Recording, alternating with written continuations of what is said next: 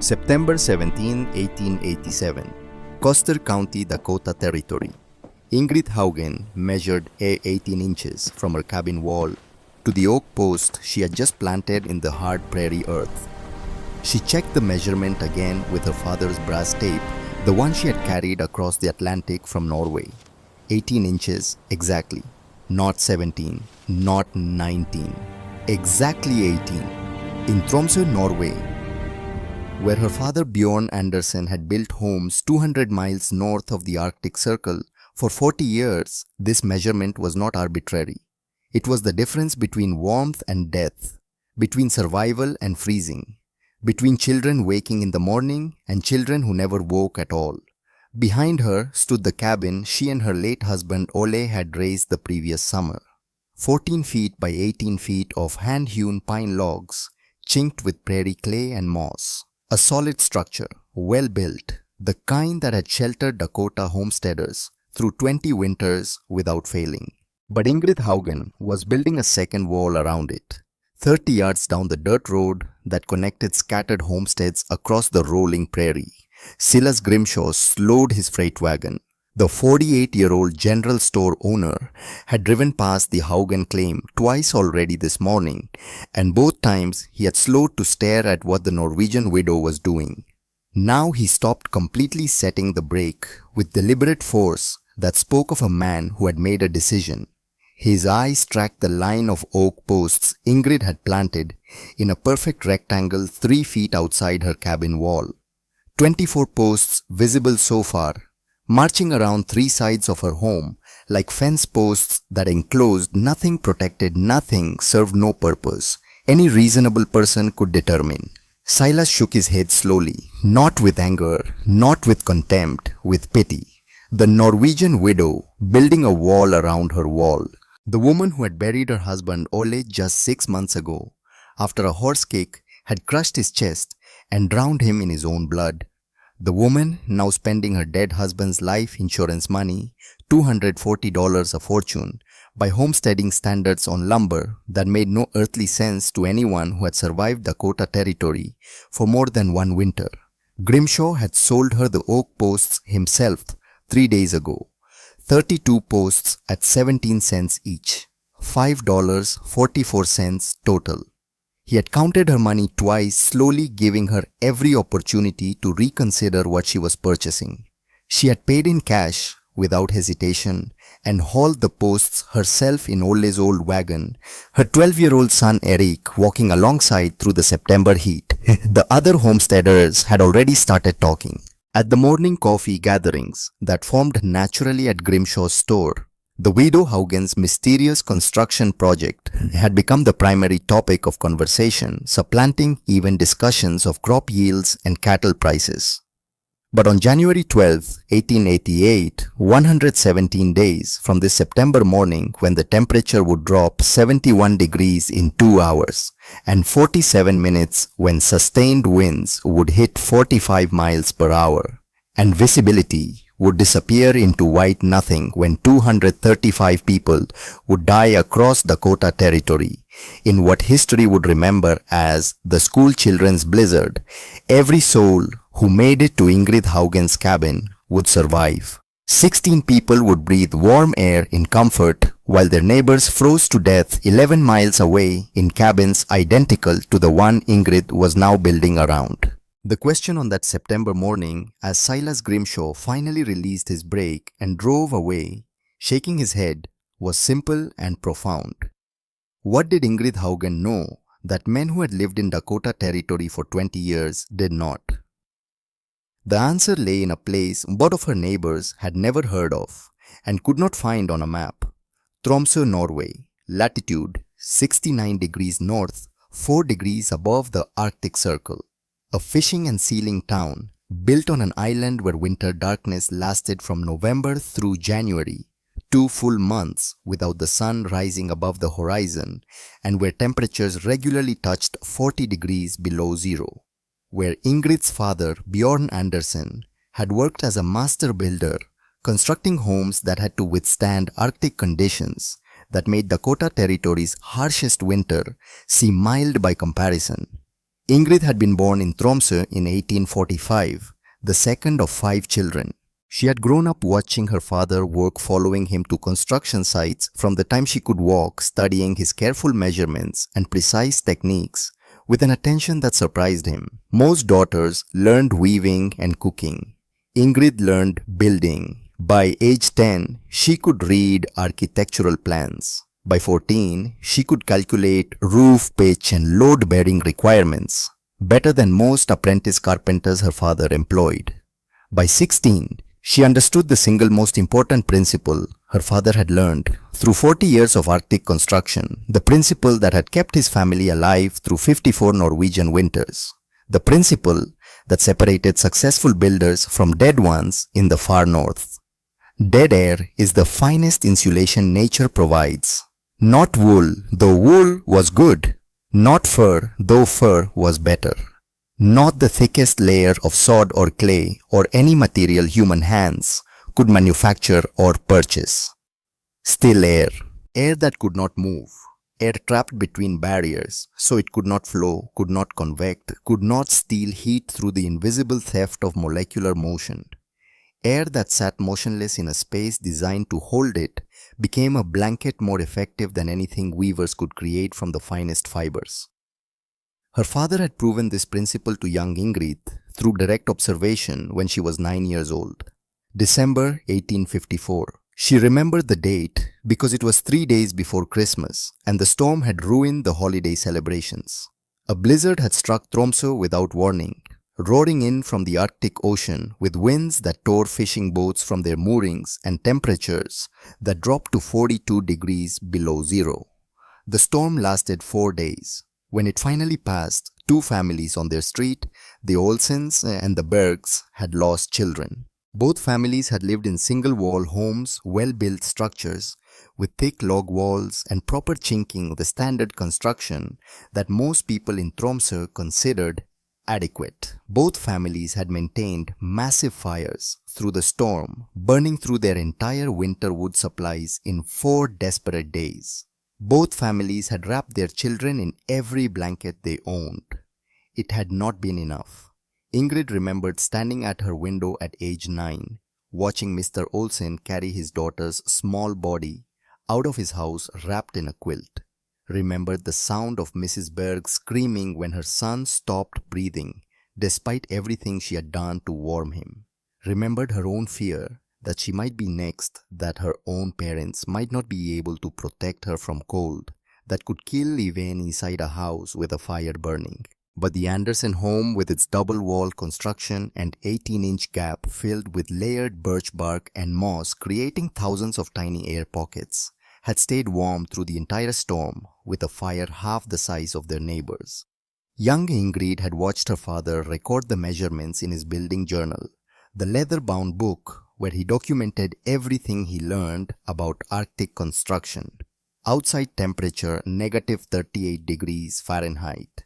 Inside the Andersen double-wall home 49 degrees with a modest fire. Inside the Olsen single-wall home across the street 21 degrees despite a fire 3 times larger that consumed wood at a rate the family could not sustain. 28 degrees of difference. The width of 18 inches of trapped air explained in numbers that could not be argued with. Her father had made Ingrid read the entry 3 times, made her understand, made her memorize the numbers. This is not building knowledge, he had told her in Norwegian. This is survival knowledge. Remember it. Teach your children. Never forget that dead air saves lives when nothing else can. Years passed. Ingrid grew, learned, worked alongside her father on construction projects. At 23, she married Ole Haugen, a young fisherman with dreams of something more than nets and boats. At 28, when Ole announced he wanted to try homesteading in America, Ingrid had supported the decision despite her mother's tears. But before they left Tromsø, Ingrid had asked her father for one thing: not money, not furniture, not family heirlooms. His building journal. Bjorn Andersen had given it to her without hesitation. 40 years of construction knowledge, weather observations, survival techniques, documented in careful handwriting. "You will need this," he said simply. "America gets cold too." Among those pages was an entry that Ingrid had read many times during the voyage across the Atlantic, and many times more during their first difficult years breaking prairie-sodden Dakota territory.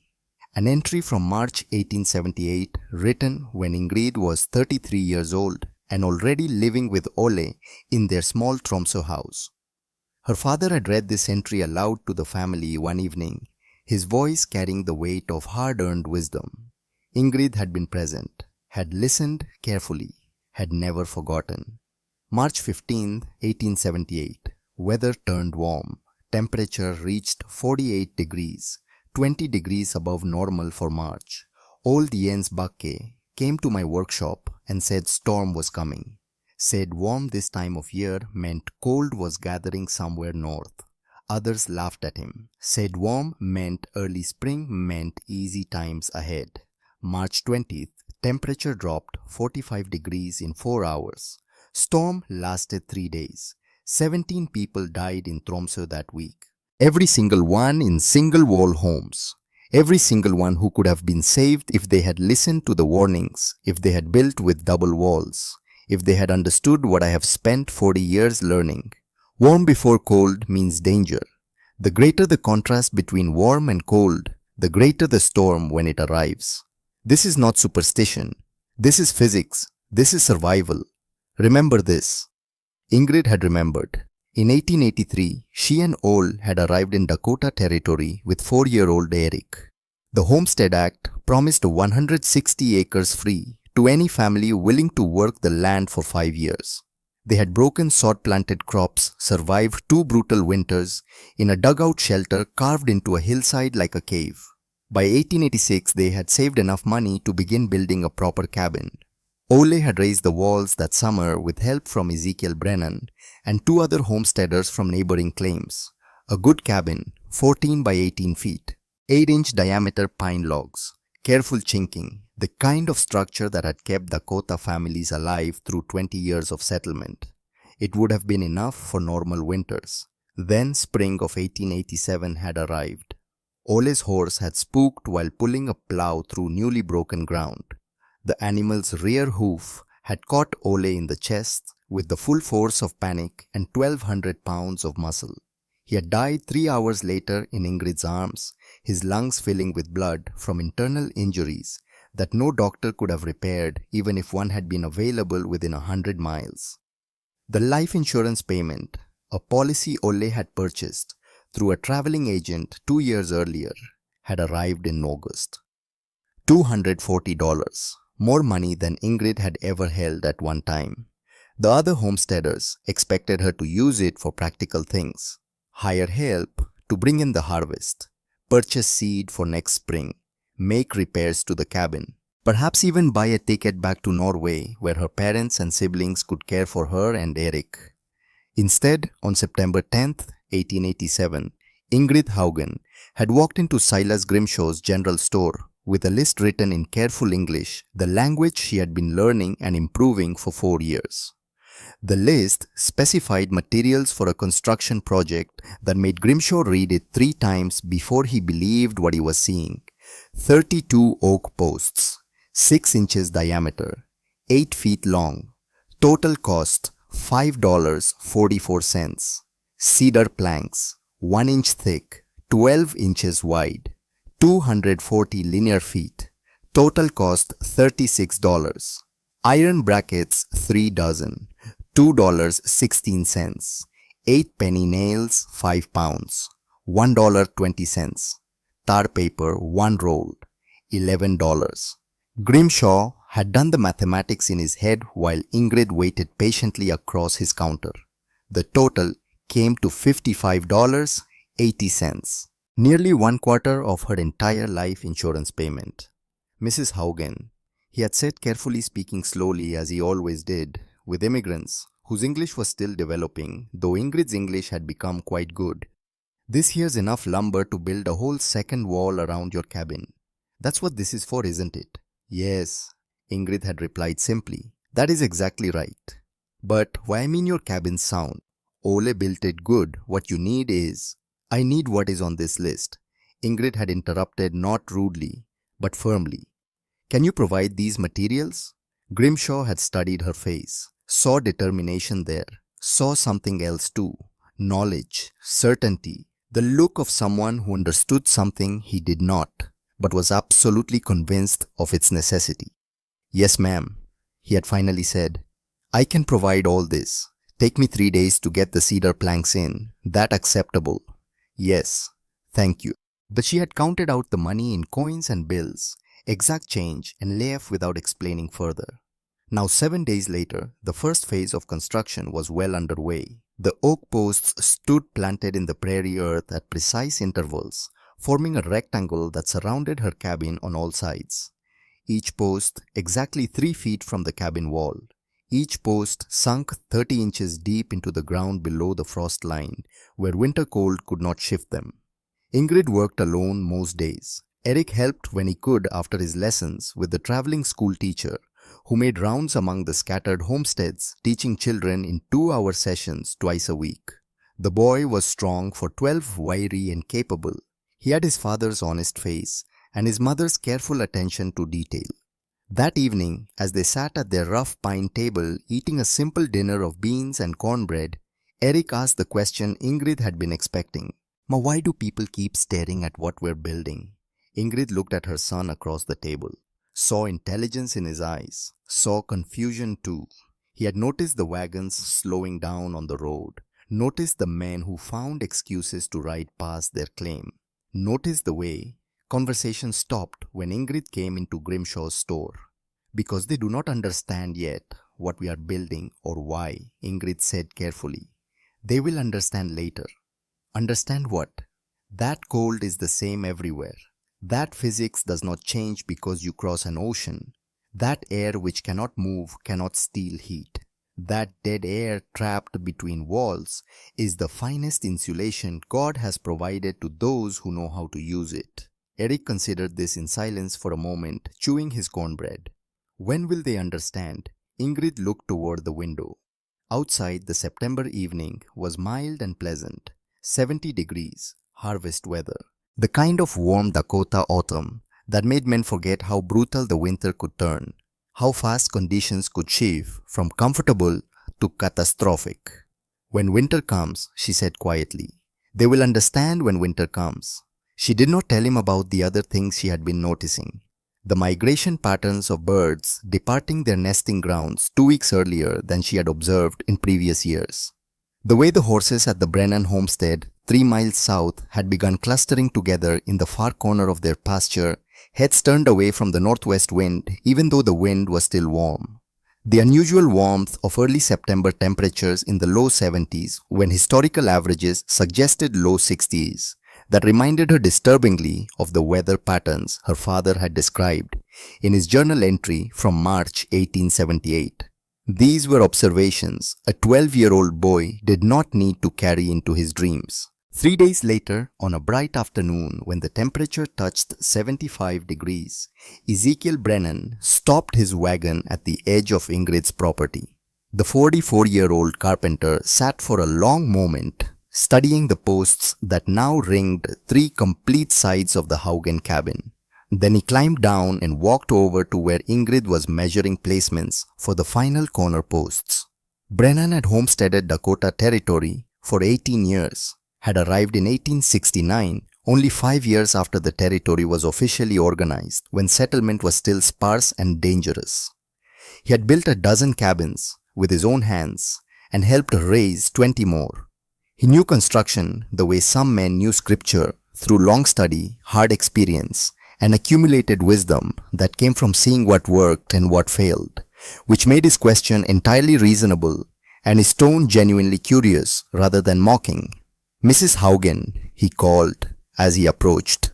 I don't mean any disrespect, but I got to ask, what exactly are you building here? Some kind of windbreak fence livestock pen. Ingrid straightened from her work, wiping her hands on her work dress. No, Mr. Brennan, a second wall. Brennan's weathered face showed genuine confusion. A second wall. Yes, with 18 inches of space between this wall and my cabin wall. But Brennan looked at the posts, then at the cabin, then back at Ingrid. Why I mean one wall keeps the wind out. Two walls is just, well, it's twice the lumber for the same result, isn't it? In Tromsø, where I come from in Norway, we build this way, Ingrid explained patiently. The air between the walls traps heat.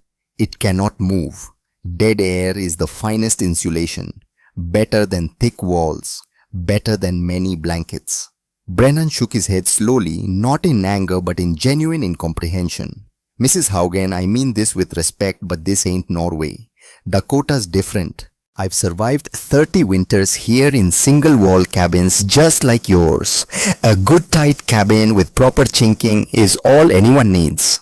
You're spending all this insurance money on something that, well, that won't help you none. Come January. He meant it kindly. Ingrid could hear the genuine concern in his voice. This was not cruelty. This was not mockery. This was a man who had 18 years of Dakota experience trying to prevent a widow from making what he honestly believed was a terrible mistake with the resources she could not afford to waste. I appreciate your concern, Mr. Brennan, Ingrid said quietly but firmly. But I have seen what happens when walls are not built this way. I will not take that chance. Not with my son depending on me. Brennan looked past Ingrid to where Eric was stacking lumber near the barn. The carpenter's expression softened visibly. He had 3 children of his own. Caleb 9 years old, Prudence 6, baby Michael barely 18 months. He understood a mother's instinct to protect. Well, he said finally, settling his hat more firmly on his head. I hope you know what you're doing, Mrs. Haugen. I surely do. He climbed back into his wagon and drove away slowly, glancing back twice at the mysterious construction project that would in 4 months save his entire family's lives. That night at Grimshaw's store, the evening gathering of homesteaders was larger than usual. Ezekiel Brennan joined them, accepting a cup of coffee from Silas and settling onto one of the wooden benches that lined the walls. Went by the widow Haugen's place today, Brennan announced to the assembled men. She's actually doing it, building a double wall completely around her cabin. Silas Grimshaw nodded grimly from behind his counter. Sold her all the lumber myself last week. Tried to talk sense into her, but she wouldn't hear it. Got that Norwegian stubbornness, I guess. What's it supposed to do? Asked Henrik Lindquist, a 72-year-old Swedish immigrant who had homesteaded in the area for 10 years. His daughter Dagmar and son-in-law Gustav worked the claim adjacent to his with their 2 children, Lars and Christina. She says the air between the walls traps heat, Brennan explained. Some kind of Norwegian building method. Henrik frowned a deal, his weathered face creasing into lines carved by 54 hard winters. In Sweden, we built thick walls. Single wall, but good thick logs. 10-12 inches diameter. Worked fine. Never needed double walls. That's exactly what I'm saying, Grimshaw interjected. We all know how to build for Dakota winter. I have been selling lumber here 22 years come spring. Never once has anyone asked for materials to build double walls. Never once has anyone needed it. How much is all this costing her? Asked Gustav Lindquist, the practical question of a man who counted every dollar. Grimshaw pulled out his ledger and ran his finger down the entries until he found the Haugen account. $47 for the lumber and planks. Another $8.60 for brackets, nails and tar paper. Comes to $55.80 total. Someone whistled low. $55 represented 2 full months of hard labor wages for a skilled carpenter.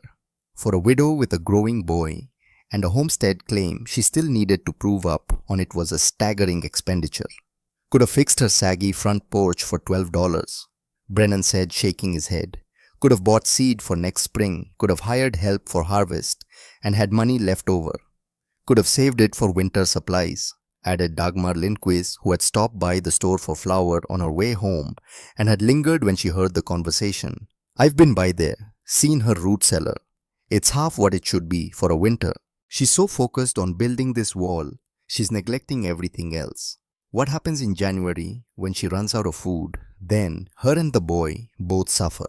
Reverend Hayes, the circuit minister who rode between scattered homesteads, delivering monthly services and pastoral care, had been listening quietly from a corner bench. Now he spoke up, his voice carrying the measured tone of someone who chose words carefully. "Perhaps we should not be too quick to judge," Hayes said gently.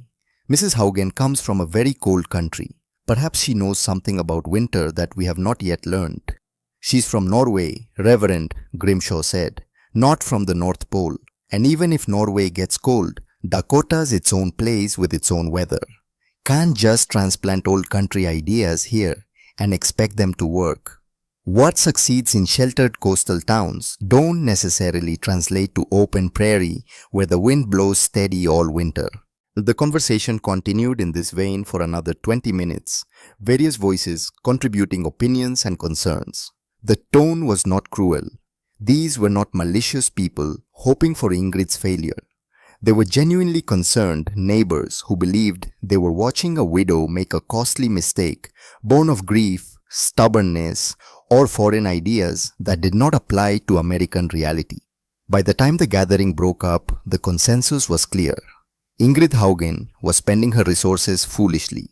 Come spring, when her money ran out and the double wall proved no better than a single wall at keeping out Dakota cold, someone would need to help her. Because that's what neighbors did. They took care of their own even when their own made poor decisions.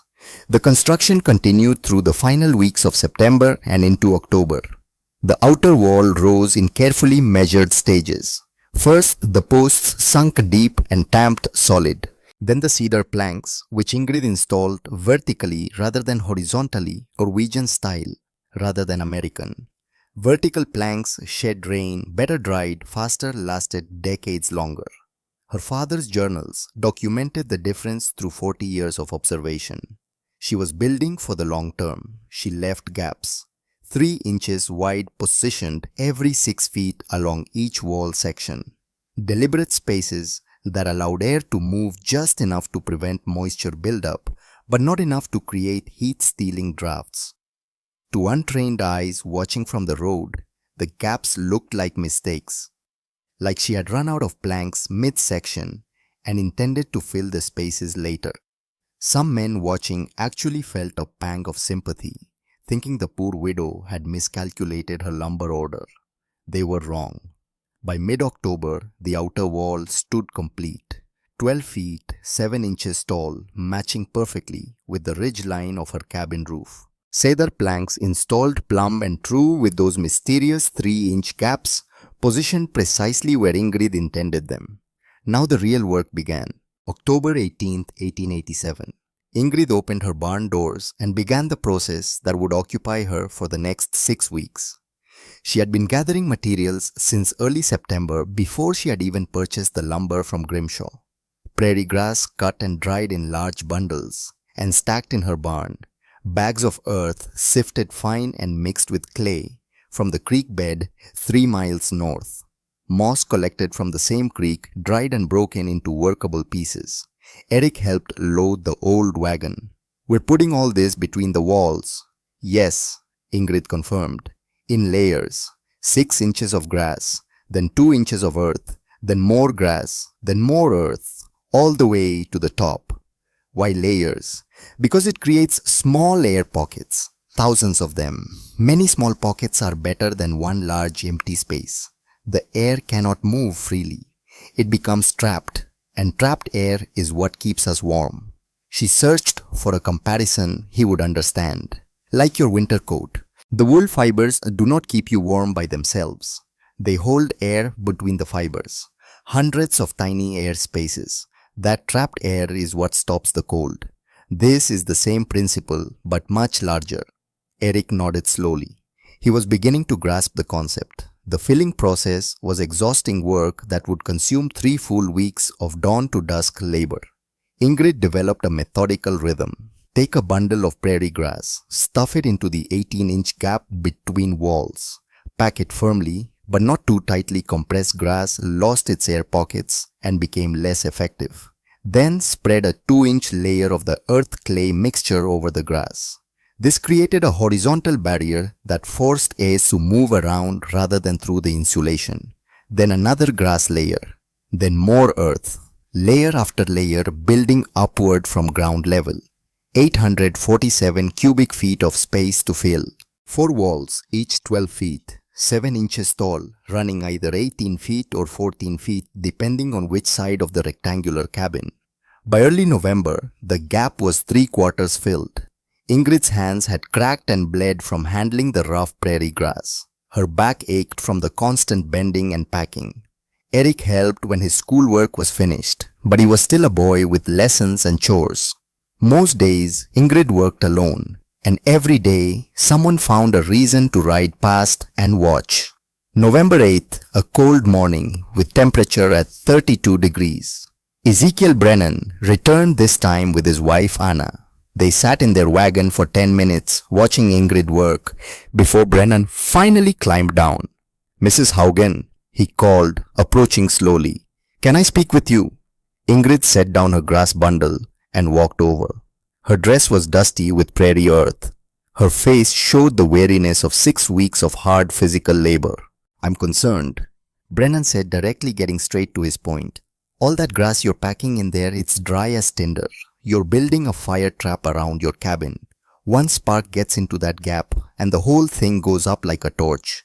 You and the boy won't have time to get out." "The earth layers prevent fire from spreading," Ingrid explained patiently. She had anticipated this objection.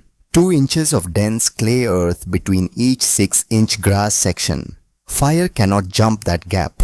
Even if one grass layer catches it, cannot reach the next layer. Brennan shook his head, unconvinced. "Mrs. Haugen, I've built livestock shelters using hay bales for insulation.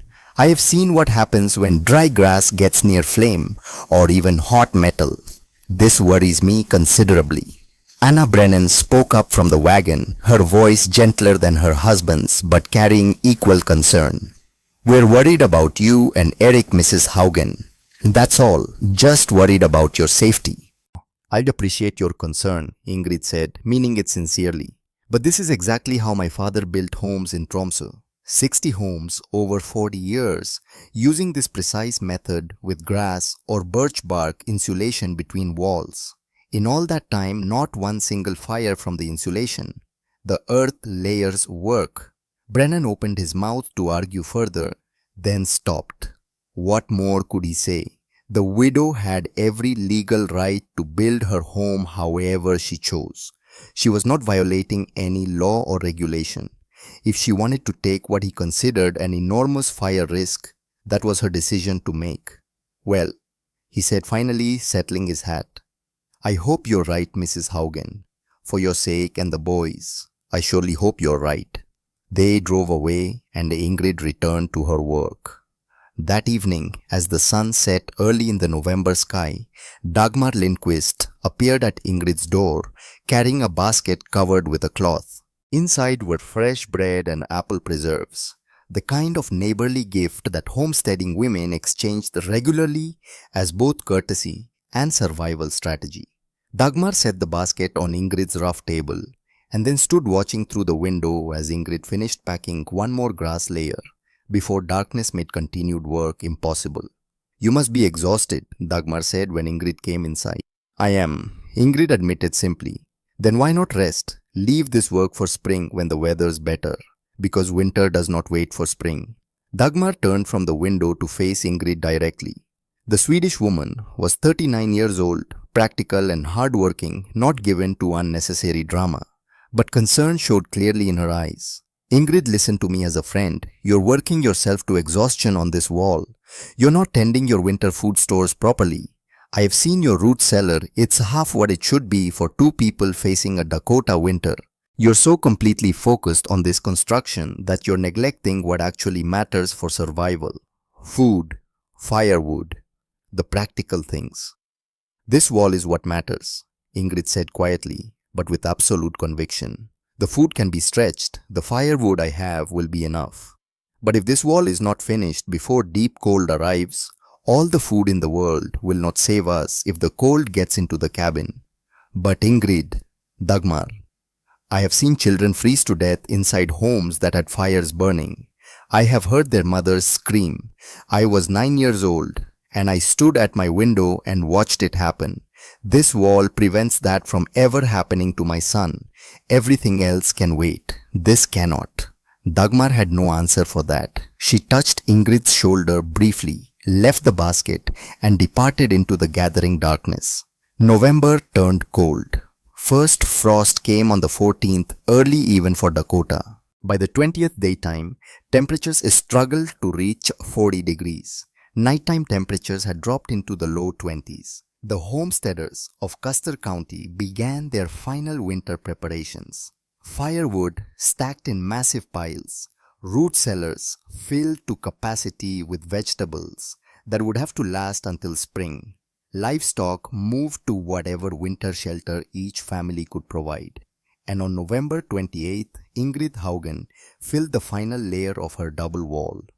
The gap now held almost 3 feet of dense layered insulation from ground to roof ridge, grass creating thousands of air pockets, earth forming horizontal barriers every 8 inches. The entire 18-inch space transformed into an intricate matrix of trapped air that would resist heat transfer with remarkable efficiency. One task remained. The roof extension required 3 days in early December. Ingrid had to extend her existing roof 18 inches on all 4 sides to cover the outer wall and protect the entire structure from weather. She purchased additional tar paper $11 and the nails and brackets needed for the extension $2. On December 8, 1887, exactly 12 weeks after planting the first post, Ingrid Haugen's double wall stood complete. Total materials cost $55.80. Total labor 12 weeks, approximately 480 hours. Total dead air space 847 cubic feet filled with organic insulation. That evening, she and Eric wove their beds and remaining possessions fully into what was now a protected fortress. Ingrid lit a small fire in the stove. Not a large fire, not the roaring blaze that most Dakota homesteaders maintained once November temperatures arrived. Just a modest fire, maybe 2 logs. Outside temperature 12 degrees Fahrenheit. She waited 1 hour, then walked to the center of her cabin and checked the mercury thermometer she had mounted on the wall. Inside temperature 47 degrees, 35 degrees warmer than outside, with the fire consuming less than half the wood a normal cabin would require. She sat at her table and opened the journal she had started keeping the day construction began, made her first temperature entry in the record that would eventually be preserved in Dakota Territory archives. December 8, 1887, outside temperature 12 degrees, inside temperature 47 degrees, fire small, approximately 2 logs burning, system functioning as calculated. Wall is complete. 2 days later, December 10th, the community meeting that would mark a turning point in how people viewed Ingrid's project. The gathering took place at the church schoolhouse that served the scattered homesteads, a simple building that functioned as church on Sunday, school during the week, and community meeting hall when needed. Reverend Hayes had posted notices calling the meeting to discuss winter preparedness and mutual aid arrangements. 23 people attended, representing most of the families within 10 miles. Ingrid sat in the back with a rake, listening as Reverend Hayes discussed standard topics: the importance of maintaining adequate firewood supplies, proper food storage to prevent spoilage, plans for checking on isolated families during severe weather. Then Silas Grimshaw stood up. "Reverend Hayes, if I may speak, I think we need to discuss something important. We need to talk about being realistic with our resources." He paused and several heads turned subtly toward where Ingrid sat. Not obviously, but the movement was there. "I'm not naming any names," Grimshaw continued, "but there's been some unusual construction projects this fall. Money spent on things that don't make practical sense, according to anyone who's actually lived through Dakota winters. As a community, we need to be prepared to help folks who might find themselves in trouble come January because they made poor choices with limited resources." Ezekiel Brennan shifted uncomfortably on his bench. Dagmar Lindquist looked down at her hands. The message was clear without being explicitly stated. Then Gunnar Thornquist stood. The 51-year-old Swedish immigrant commanded immediate attention. For 16 years, Thornquist had maintained detailed weather records, daily temperature readings, precipitation measurements, wind observations, barometric pressure when his instruments were working. He published an annual almanac that homesteaders consulted for planting decisions and weather predictions. He was the closest thing the community had to an official meteorologist. If I may add something, Thornquist said, his voice carrying the authority of someone who spoke from data rather than opinion. I've been hearing talk about double wall construction based on Norwegian building methods. I want to state clearly for the record, so there's no confusion going forward. Dakota winter is not Norwegian winter. The climate patterns are fundamentally scientifically different. He pulled a small notebook from his pocket, the same notebook where he recorded his daily observations. I have documented Dakota weather patterns for 16 years. In all that time, single-wall cabins with proper chinking and adequate fires have never failed to protect families. Not once. The double-wall concept being applied here is based on old country superstitions that simply do not apply to our conditions. Now he did look directly at Ingrid, not with hostility, with something closer to pity. Building methods that might work in sheltered Norwegian coastal valleys have no basis in Dakota prairie reality. Our winds are different. Our humidity is different. Our temperature patterns are different. I would hate to see valuable resources wasted on construction techniques that our own experience shows are completely unnecessary. The room was absolutely silent. Every eye on Ingrid. She stood slowly, felt the weight of their attention, their skepticism, their concern. A 42-year-old Norwegian widow with less than 5 years in America standing against a man who had 16 years of Dakota weather data. Mr. Thornquist, she said quietly, in your 16 years of records, have you documented what happens when temperature drops 70 degrees in less than 3 hours? Thornquist looked genuinely puzzled by the question. No, Mrs. Haugen, because that does not happen in Dakota, not in 16 years of daily observations. I hope you are right, Ingrid said. I pray you are right, but my father documented exactly that happening. March 1878, Tromsø. Temperature dropped 45 degrees in 4 hours. 17 people died, every single one in single-wall homes. I pray Dakota never sees such a storm, but if it does, I will be ready. Mrs. Haugen, Thornquist's tone was almost gentle, the tone of someone trying to help a confused person understand reality. With all respect, you're allowing old fears from a different country to guide your decisions here. You need to trust in Dakota experience. Trust in what has worked successfully for 20 years, not what your father faced in Norway decades ago. Ingrid had no response to that. She sat down. The meeting continued, but she stopped listening, stopped hearing the voices, just sat there, feeling the judgment, the certainty in their voices that she was wrong. That night, lying in her bunk while Eric slept, Ingrid stared at the ceiling. Outside, December wind tested the corners of her double wall, finding no weakness, no way to penetrate.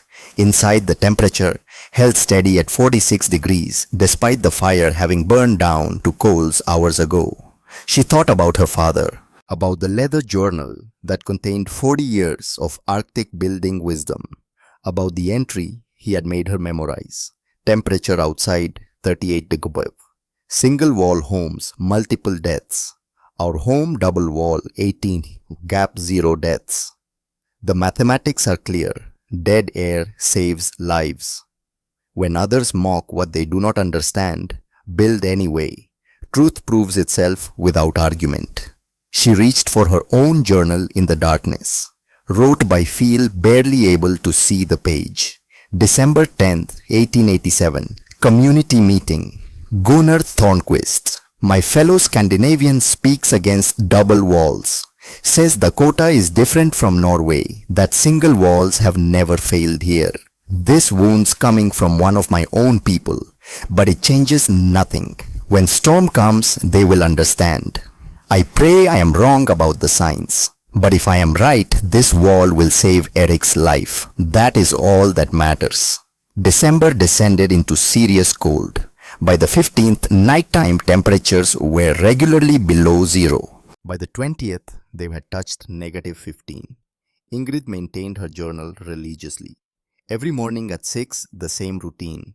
Record outside temperature, record the inside temperature, record fire state and estimated wood consumption.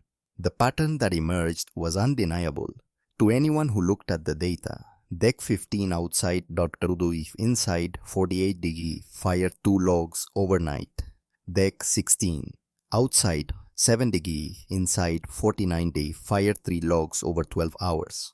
Deck 17 outside inside 47 day, fire porter 4 logs over 12 hours.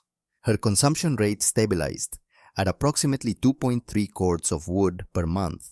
She had started winter with 4 cords stacked behind her cabin. At current rates, she would finish winter in March with at least 1 cord remaining. 3 miles south, Ezekiel Brennan was maintaining fires that consumed approximately 6.8 cords per month. He had started with 8 cords. By late December, he had already burned through 3 of them and was beginning to worry about whether his supply would last until spring. The difference was 18 inches of dead air. December 22nd, Dagmar Lindquist stopped by with a Christmas gift for Eric and a hand-knitted scarf in blue wool. She found Ingrid outside splitting kindling in the weak winter sunlight that barely lifted above the southern horizon this time of year. Ingrid, Dagmar started to say, then stopped. She had noticed something, felt something.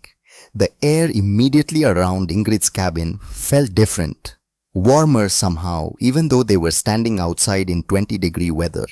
Curious, she walked to the outer wall and placed her palm flat against the cedar planks. They were warm, noticeably warm. Your wall, Dagmar said, slowly processing what she was feeling.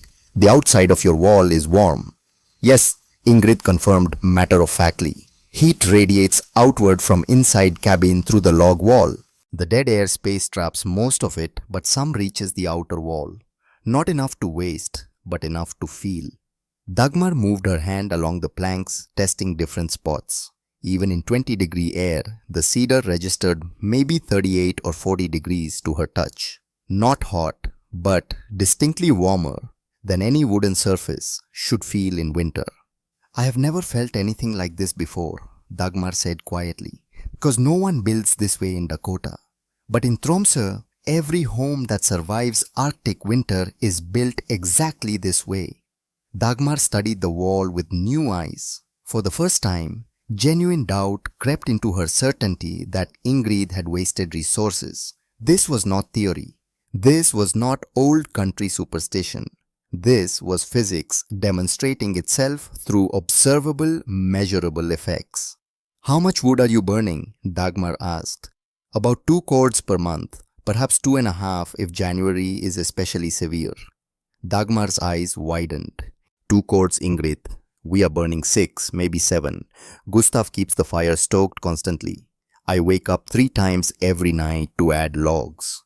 You do not need to do that, Ingrid said gently. Not if your walls held the heat inside instead of letting it escape to the sky. But despite this demonstration, Gustav Lindquist did not come to see for himself. Neither did Ezekiel Brennan when Dagmar mentioned the warm wall at the store. Neither did Silas Grimshaw, though he heard about it from multiple sources. The double wall was working. The evidence was available to anyone who wanted to observe it, but the community had already decided Ingrid's project was foolish. Changing that collective opinion would require more than warm exterior planks and reduced firewood consumption. It would require catastrophe. Christmas came and went quietly. On Christmas evening, Reverend Hayes made his rounds to scattered homesteads. He stopped at Ingrid's cabin last. The moment he stepped inside, he noticed the temperature. His current lodging with the Schmidt family required a roaring fire to maintain 40 degrees. Ingrid's cabin, with just a gentle fire in the stove, registered over 50 degrees. Mrs. Haugen, Hayes said carefully, your cabin is remarkably warm. The double wall works, Ingrid said simply. Hayes looked around, observed Eric, sitting comfortably in a simple wool shirt with no heavy coat needed indoors. Observed the small stack of firewood beside the stove, far less than both families kept readily accessible. Observed Ingrid, herself looking less exhausted than other homesteading women he had visited. How much firewood have you consumed since December began? Ingrid showed him her journal. 22 days, approximately 1.7 cords. Hayes read the entries twice. Seminary educated and he understood mathematics and basic physics. The implications were profound. This is extraordinary, Hugh said quietly. This is what my father taught me. Cold is cold everywhere. Physics does not change with geography. You should show this data to Mr. Thornquist. Ingrid shook her head. Mr. Thornquist has already decided I am foolish based on 16 years of experience that says single walls work adequately. Data will not change his mind. Only lived experience will do that. Hayes studied her face. You're expecting something specific, aren't you? Something worse than normal winter. I am watching patterns my father taught me to recognize. And I am seeing signs that trouble me deeply. What signs? Signs I pray mean nothing. Hayes left troubled. At Christmas dinner with the Grimshaw family, Silas had made jokes about the Norwegian widow's expensive fence. The children had laughed. His wife Catherine had shaken her head with affectionate pity for the poor, confused immigrant woman. But standing in Ingrid's cabin, feeling the remarkable warmth, seeing the documented data, Hayes wondered if maybe the joke was on people who had not bothered to actually investigate what she had built. The year turned. January 1888 arrived with weather that confused and delighted every farmer in Dakota Territory. It was warm, genuinely bizarrely warm. January 3rd, 48 degrees by afternoon. January 51 degrees. January 6th, 53 degrees at noon. In January, in Dakota Territory, where January was supposed to bring the deepest cold of winter. Children played outside in light jackets. Women hung laundry that actually dried. Men began talking seriously about early spring planting, about crops in the ground by late March. But old Henrik Lindquist sat on the porch of his daughter's home and muttered warnings that nobody wanted to hear. "This ain't right," the 72-year-old said on January 7th, watching his grandson Lars play in weather that felt like April. "I have seen 54 winters between Sweden and Dakota. Warm in January means cold is gathering somewhere north. The worse the warm, the worse the cold when it arrives." Gustav, his son-in-law, laughed from the doorway. "Papa, you always predict disaster. Maybe we just got lucky this year. Maybe winter decided to be kind." "Cold doesn't decide to be kind," Henrik said flatly. "Cold just is. And when it's not here, it's somewhere else getting worse. Mark my words." But the younger men walked away, shaking their heads at the old Swede's pessimism. January 8th, Gunnar Thornquist posted his weekly weather forecast at Grimshaw's store, written in his careful hand. Unusually mild pattern continues. Barometric pressure stable. Historical records show winters of 1871 and 1879 had similar warm Januaries with no adverse effects. Expect continued pleasant conditions through mid-month.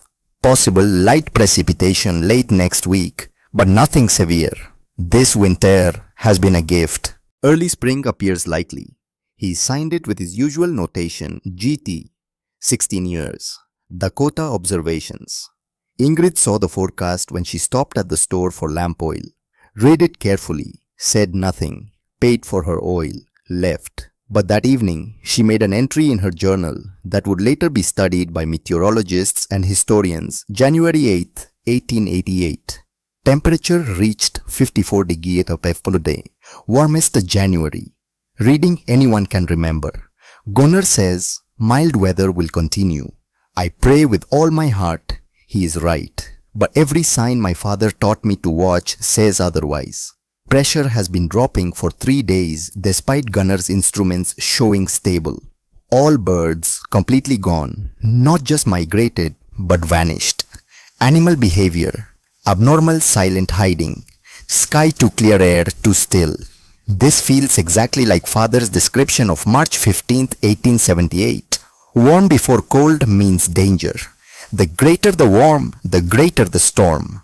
We are ready. God protect those who are not. She closed the journal, checked her supplies one final time. Food for 2 weeks without resupply. Water in every available container. Firewood stacked inside the cabin enough for 5 days of continuous burning without going outside.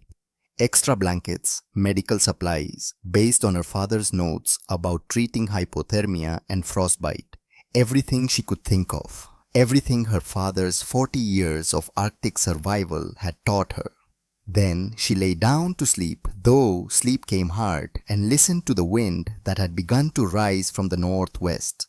January 9th, 54 degrees. Farmers opened windows. Children played barefoot. January 10th, 52 degrees. A few clouds appeared northwest but seemed harmless. January 11th dawned even warmer. By 9 a.m., the temperature had reached 53 degrees. Warmest January morning in anyone's memory. But the sky had changed. The wispy high clouds had thickened overnight, lowered, turned grey. The wind had shifted to straight north, still warm, but carrying a pressure that made ears pop. Ingrid stood on her porch at 9:30 a.m. and knew with absolute certainty what was coming. She called Eric inside from his morning chores. "Stay in the cabin today." "Why, Ma?" "Because the storm my father warned about is coming. Today. Soon." "How soon?"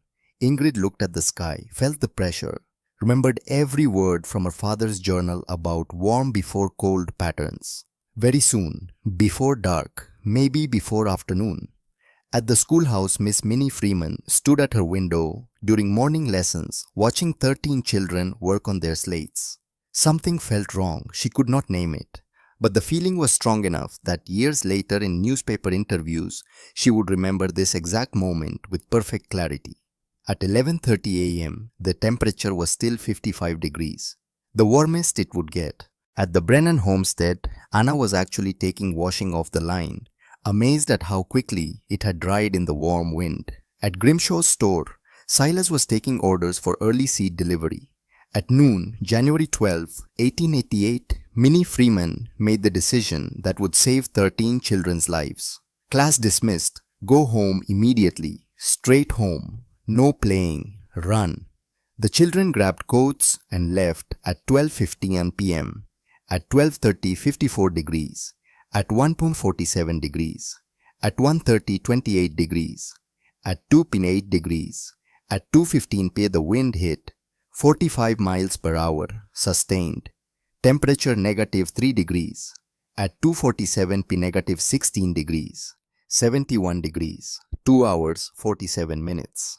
The school children's blizzard had begun. At 3:15 in the afternoon on January 12, 1888, inside the Brennan cabin, 3 miles south of the Haugen homestead, Anna Brennan wrapped her children in every blanket the family owned. It was not enough. Inside temperature, 24 degrees. Outside temperature, -23 degrees. The differential 47 degrees represented complete failure of the single log wall that had protected this family through 18 previous Dakota winters. Those winters had never produced conditions like this, never tested the cabin's limits, never revealed that there were limits. Ezekiel Brennan fed another log into the stove every 17 minutes, maintaining a fire that made the metal glow dull red. At this consumption rate, simple mathematics said his entire woodpile would be exhausted by midnight, 6 hours away, and the storm showed no signs of stopping. Wind shook the cabin walls. Snow came horizontally driven with such force that it found every microscopic gap in the chinking, every tiny imperfection in construction. Caleb, 9 years old, sat pressed against his mother. Despite 3 layers of wool clothing and heavy blankets, he was shivering continuously. His lips had developed a faint purple tinge, not blue yet, but trending that direction. His breathing came quick and shallow as his body worked harder and harder to generate heat it could not maintain against the overwhelming cold. Prudence 6 was crying. Not from fear, she was too cold to fully process fear. From pain, her fingers hurt a deep aching in the small bones. Her toes had gone numb inside her shoes, and the numbness terrified her more than pain would have. Baby Michael, 18 months old, lay still in Ina's arms, too still. His skin had taken on a pale waxy quality. His breathing was shallow and slow. His extremities were cold when Anna checked them. "Ezekiel," Anna said. Her voice was steady, but only through tremendous effort. "Look at the baby. He is not right." Ezekiel moved from the stove to where his wife sat, looked at his youngest child, saw immediately what Anna saw. Early stage hypothermia in an infant.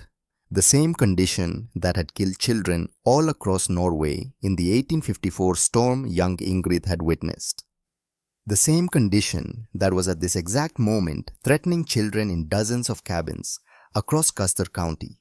Ezekiel had built this cabin with his own hands, had selected every log personally, had chinked every gap with careful attention, had done everything right according to 18 years of accumulated Dakota experience, and now his children were freezing inside it. 5 miles northeast, conditions at the Grimshaw household were equally desperate. Silas Grimshaw had been feeding his fire continuously since 2 p.m., had burned through 43 logs in 90 minutes, consumption so extreme that it would have seemed impossible if he were not actually experiencing it. His stove glowed not just red, but orange in places, radiating heat that should have been more than adequate. Inside, temperature 19 degrees. His 7-year-old daughter Annabelle sat with her mother Catherine under a pile of blankets. The child's lips were not faint purple like Caleb Brennan's. They were deep blue purple, the color of severe oxygen deprivation, as blood vessels constricted against the cold, trying desperately to preserve core temperature at the expense of extremities. "Daddy, I'm so cold," Annabelle said through chattering teeth. "Why is it so cold?" Silas had no answer. He fed another log into the stove, watched it catch, did mental calculations. He could not stop himself from running. 106 logs remaining inside the cabin. Consumption rate approximately 1 log every 23 minutes. Result, 40 hours of fuel maximum, assuming he could even maintain this desperate pace. The storm had been blowing for 73 minutes. Historical Dakota blizzards lasted 2 to 4 days. They would run out of wood while the storm was still raging. His 4-year-old son James had stopped shivering 20 minutes ago. Now the boy's body shook in periodic spasms, involuntary responses as his core temperature dropped into ranges where basic neurological functions began to fail. 4 miles west at the Lindquist household, old Henrik was dying. The 72-year-old Swedish immigrant sat in a chair wrapped in blankets, speaking in confused fragments that made no grammatical sense. "The sheep need, is it morning? Check the fence before..." Words that trailed into silence, then started again in the middle of different thoughts. Dagmar recognized the symptoms. She had seen them once before years ago in Sweden. Confusion, slurred speech, disorientation, loss of linear thought. Henrik's core body temperature was dropping, affecting his brain's ability to function. The brain was being sacrificed to preserve more critical organs. Inside, temperature 27 degrees. Gustav Lindquist worked desperately to maintain their fire. They had moved all furniture away from outer walls, creating a smaller space to heat, had hung blankets from ceiling beams sectioning off half their cabin, had pulled their children 10-year-old Lars and 5-year-old Christina into the smallest, warmest corner. It was not enough. Henrik's skin was grey. His pulse when Dagmar checked it at his wrist was weak and irregular. His breathing had become shallow.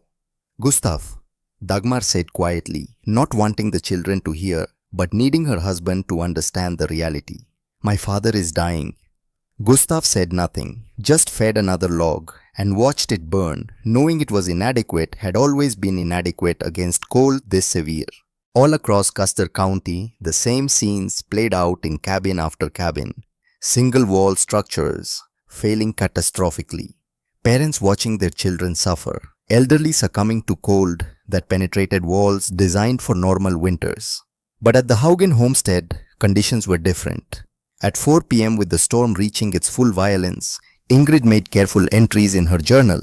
Outside temperature 29 degrees, wind sustained 47 mmPa, gusts to 62 mmPa, visibility 0 beyond 6 feet, inside temperature 51 degrees, fire moderate approximately 3 logs per hour, system functioning as designed. The double wall was performing exactly as her father's journals had promised.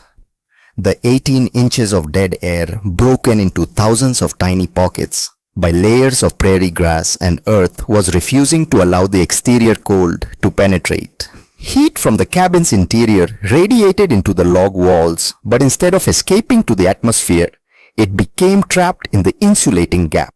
Temperature gradient across the wall assembly, 41 degrees over 18 inches of space. Eric sat at the table in his shirt sleeves, working on arithmetic. No coat, no blankets, just normal indoor clothing because the cabin was genuinely comfortable. "Ma, do you hear something?" Ingrid listened. Beneath the howling wind, something else. Rhythmic pounding, desperate. She grabbed a lantern, moved to the entrance, not the cabin door, but the outer door, the one built into the cedar wall 18 inches from her living space.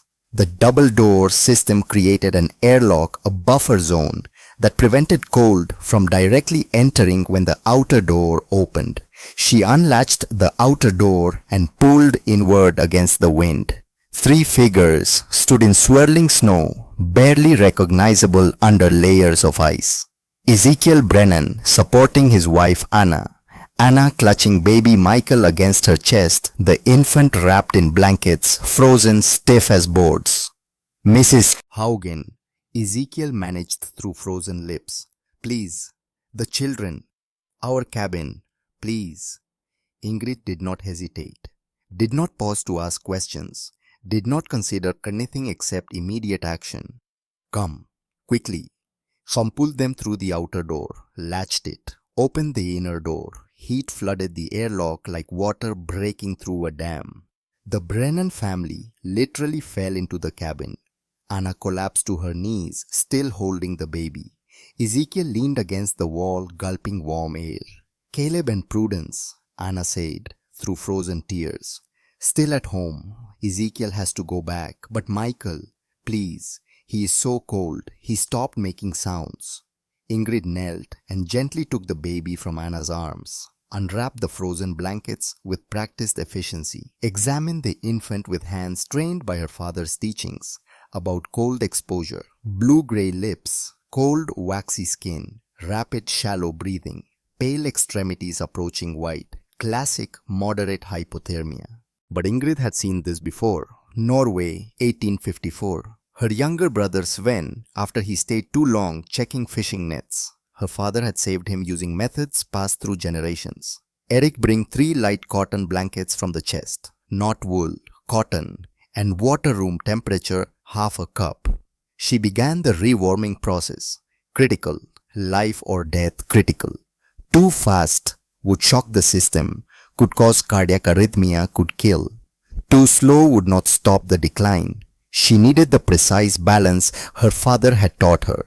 Warm the core first, protect extremities, gradual, gentle, constant attention. "My other children," Anna sobbed. "I had to choose. Michael was worst. But Caleb and Prudence, Ezekiel will get them," Ingrid said firmly. She looked at the carpenter. "Can you make it back?" "I have to. Go now. Every minute matters." Ezekiel Brennan, who had told Ingrid she was wasting resources, nodded and plunged back into conditions that were killing people across the territory. Ingrid worked on Michael, light blankets loosely wrapped. The heavy wool would trap heat too. Suddenly against his cold skin could cause surface warming, while core remained dangerously cold. Room temperature water on his lips, just moistening the tissue, beginning slow internal warming. Anna watched, shivering violently, as her own body responded to warmth after extreme cold. "Will he live?" "Yes," Ingrid said with absolute certainty. He will live. 20 minutes later, Ezekiel returned with Caleb and Prudence, both children hypothermic but conscious. Ingrid repeated the process. Blankets, water, positioning near the stove but not too close. Cabin temperature had dropped to 48 degrees with 5 additional people and repeated door openings. The fire compensated. The system held. 6:30 p.m. Another knock. Silas Grimshaw. Catherine carrying Annabelle. James clinging to his mother's skirt. Mrs. Haugen. Grimshaw said, his voice broke completely. My daughter. I don't know if she, please. 4 months ago, this man had laughed about her expensive fence, had calculated her foolishness, had predicted her failure. None of it mattered. Come inside. The Grimshaw family entered. Annabelle's condition was critical, worse than Michael had been. Deep blue-purple lips, almost black. Grey skin, barely perceptible breathing. Ingrid went to work. Same techniques, blankets, water, gradual warming, methods that had saved Arctic lives for 200 years. 7:15 p.m. Third knock. Gustav Lindquist with Henrik barely conscious in his arms. Dagmar behind with Lars and Christina. Ingrid Henrik is dying, Dagmar cried. He does not know where he is. Severe hypothermia, confusion, grey skin, weak pulse, minutes from death. Ingrid had seen this presentation too. Tromsø, 1854, Oldiensbake. Her father had saved him using a specific technique. Corner. Away from direct heat, we warm from inside. She prepared weak broth barely above room temperature, fed it to Henrik in teaspoons, his core temperature so low that digestive system was failing. Small amounts, constant, warming gradually from within. 8 p.m., 16 people in the cabin. Outside negative 40 degrees. Wind chill, negative 87. Inside 46 degrees. Crowded but survivable. Children who had been blue an hour ago were now pink-cheeked. Michael playing quietly with a wooden toy. Annabelle asking for food. Henrik's speech clearing. The adults sat in stunned silence, processing what had happened, processing the fact that their children had been dying and now were safe. Ezekiel Brennan spoke first. Mrs. Haugen, 4 months ago I told you this wall was a waste of money. I was completely wrong. You saved my children tonight. The wall saved them. I just built it. Silas held sleeping Annabelle. I mocked you. At my store. Called this foolish. You believed your experience, single walls work for normal winters. This is not normal. How did you know? Catherine asked.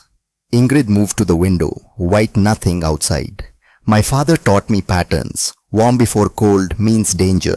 When January brought 55 degrees, I knew. But Gunnar Thornquist said, Mr. Thornquist has 16 years Dakota experience. My father had 40 years Arctic experience, where winter is colder than Dakota knows. Dagmar held her father's hand, watching him recover. You could have refused us. I was wrong about you. You still helped. When children freeze, there is no time for pride, only time for action. The long night continued. Ingrid monitored everyone. Checked for frostbite, watched for delayed hypothermia symptoms. 2:17 a.m. Crisis.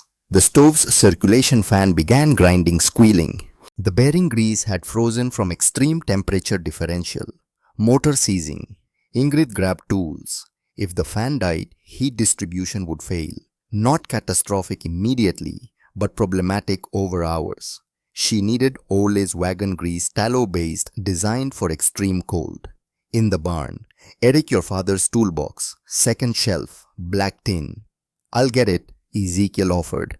I know exactly where it is, Eric said. He went through the double doors, into the whiteout. 30 feet to the barn. Might as well be miles. 4 minutes later, he returned. Ice-crusted but safe. The tin in his frozen hands. Ingrid disassembled the fan motor. Cleaned frozen lubricant. Applied wagon grease. Reassembled with hands that shook slightly, not from cold, but from awareness that 16 lives depended on this repair. Connected power. The fan hummed smoothly. Dawn, January 13th. Storm continuing but weaker. Wind 35 mph. -37 degrees. All 16 people safe, warm, alive. Enric sat up clear-minded, asked for food. Michael and James playing together, children laughing. Ezekiel touched the outer wall, felt the warmth, the heat trapped by 18 inches of dead air. When spring comes, will you teach me to build this? Yes. And me, Silas said. I'll pay and no payment. I will teach anyone. Knowledge should be shared. She showed them her journal. Temperature logs, wood consumption rates, physics explained simply. Total cost, $55.80 materials, 12 weeks labor. Firewood saved. December 1st to today, 43 days. 1.8 cords consumed. Normal cabin would use 5.2 cords. Savings $13.60. Silas calculated immediately. Pays for itself in 4 winters. Plus, you don't die in storms like this. Plus comfort every day, Anna added. Plus not waking to feed fires. Plus not worrying about wood lasting. Plus children live, Catherine said, her voice breaking. January 14th, storm ended. 62 hours total. Men ventured out to assess damage. Brennan cabin burst pipes. Cracked windows, ice everywhere. Week of work to make livable. Grimshaw roof damage. Wood pile nearly exhausted. Lindquist food stores frozen solid. Only Haugen cabin undamaged. Fully functional. 3 days. Families stayed with Ingrid. She fed them, taught them, drew diagrams, explained dead air principle, showed calculations. Ezekiel took notes. So did Gustav. Even Silas, the lumber merchant, asked technical questions, already calculating supplies needed for the building boom he knew was coming. January 24th, Gunnar Hornquist arrived, stood in the warm cabin, read temperature logs, saw the data that proved him completely wrong. Mrs. Haugen, I was wrong. 16 years of data and I did not see this coming. You did. You had never experienced it. I had. My father documented it. We knew the signs. May I copy these records for my almanac people? Need this data. Knowledge belongs to everyone. By March 1888, 3 new double-wall cabins under construction. By December 1888, 23 in Custer County. By 1890, 127 across Dakota Territory. Economic impact measurable. A territorial study in 1892 calculated double-wall construction reduced heating costs 62%. Average family savings $17.60 annually. Multiply by 127 cabins over 4 years. $8,900 saved territory-wide. But the true measure was not economic. Winter 1888-89 brought another severe storm. Deaths occurred in single-wall cabins. But every double-wall structure, 0 deaths. The pattern repeated every winter. By 1895, double-wall construction became the standard. Building inspectors recommended it. Homestead officers mentioned it to new settlers. It became woven into frontier survival knowledge. December 1895. Ingrid, now 50, taught 20 young homesteaders. Eric, 20, assisted. Why didn't anyone think of this before? A young man asked. Ingrid smiled. They did. Norway, Sweden, Russia, 200 years ago, maybe more. This is not new knowledge. This is remembered knowledge. Why didn't Dakota builders use it from the start? Because Dakota builders came from Illinois, Ohio, Pennsylvania, places without Arctic cold. Their techniques were good, just not good enough for the worst Dakota could deliver. Sometimes old knowledge from the coldest places is the best knowledge. Cold is cold everywhere. Physics does not change. The answer to cold is not more. Fire is expensive, consumes resources. The answer is smarter building. Trap heat. Let dead air do work. Wood cannot sustain. This is what my father taught me. This is what I teach you. This is what you will teach your children. The lesson continued 2 hours. When homesteaders left, they carried diagrams, measurements, understanding. The original double wall stood 47 years, demolished 1935 for modern construction. But the principle endured. Every insulated space in modern walls traces back to people like Ingrid, who understood that answers to nature's harshest challenges often lie not in innovation but in ancient wisdom. January 12, 1888. 16 people alive while neighbors died 11 miles away. They survived because a 42-year-old Norwegian widow remembered her father's teachings and had courage to build despite mockery. In the Kota territory, archives Ingrid's journals are preserved under glass. 73 pages of measurements. Evidence that knowledge carried across oceans can save lives. The numbers still read through December 8, 1887. Outside 12 degrees. Inside 47-day fire small 2 logs. System functioning as expected. January 12, 1888. Outside 29 day. Inside 51-day fire moderate 3 logs hour. 16 people safe. Wall holding. We survive. The mathematics of survival written in ink that has not faded. The legacy of remembered wisdom. The double wall of Ingrid Haugen.